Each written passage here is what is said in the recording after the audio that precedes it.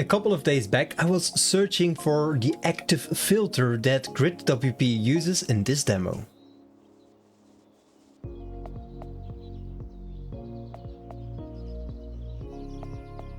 But I couldn't find any documentation or any videos or whatever, tutorials, how to set the active filter selection. And that's why I'm creating this video, to let you know how you can create it yourself.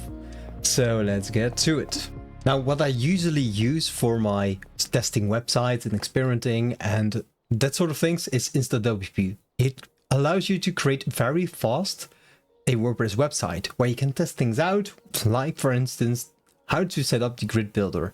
And if you didn't know, you can buy it for $29 a year. You get 4 sites, 3 templates and 3000 megabytes, 3 gigabytes of storage, which is for most cases plenty of space. So if you want to check it out, there's a link in the description where I get a little bit of fiat commission. Now, when you have set up a testing environment, for my instance, it's InstaWP.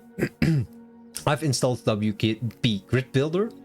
I've added a couple of categories and with FakePress, faked the amount of posts that are available so that we have something to filter on. So now first let's go to our WP Grid Builder. We need to build out a grid. So let's add a new grid. We want post to return. We want it to be 12 per page and the post should be published. We give the grid a name, which I missed, for instance, posts. Let's hit save and then this is stored. Then we can go ahead and add a new card. And as you can see here, you can import a demo. If you don't know how this card is called, you can import it from the demo right here. And there's also other things that you can import for the demo. You can import the grids, you can import the specific cards, and you can import specific facets just to see how they work. In this instance, I just want to create a new card, so I will add a new card. I will move the header. I will leave the media body and footer. Let's add in a title and the post excerpt. And perhaps we want some kind of button to go to the post as well. And this feels a little bit cluttered, so we're going to change it a little bit up to make it look a little bit better. So we go to the content section, styling, and give it some spacing. If we do like 1 rem of padding, usually that's enough. Then we can give the background a color.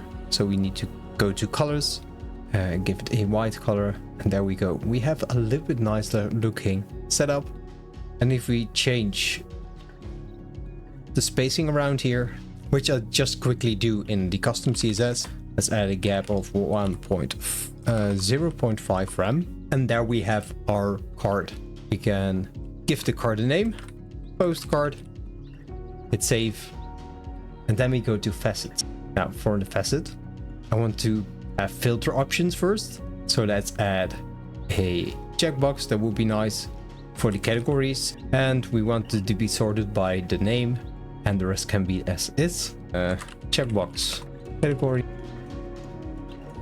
And I want to add a new facet for the search field, search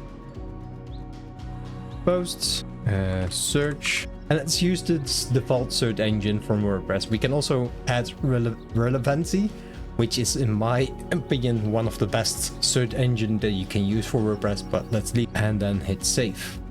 Now we have to go back to posts, go into cards and assign a card. We can set up the card that we just created, post card, and we hit save, and then we're done.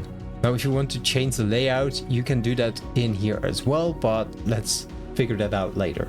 Now what we want to do is add a new page. So we go to page, add new one, and we say posts. We publish the page and then add it with bricks. We just create a very simple section with 2 blocks in it. One for holding our cards and one for holding our facets. So we can, or filters if you don't know what facets is. So let's align the content from left to right. We can use either flex or grid. I like to use grid because then you have a little bit nicer look and feel and don't have to worry about it too much. 1FR. And now they are besides each other. And this will also always be 250 pixels. And this one will be the remaining space that is available. So next up, let's add our heading in here. It's called filters. And let's add our first facet. We click the facet. We'll add checkbox categories. We want to filter our posts. And that's our first facet. We can then duplicate it and click search posts. Maybe it makes more sense to have them the other way around. Why do you first see your search and then your filter settings? And then we will search for grid and put our grid in here. Let's put it in the right block. And then select posts. And there we go. We have our grid set up and ready to go. Now, I do think this looks a little bit weird. So let's see if we can make changes for it. Make it 100%. Let's see how it looks on the front end.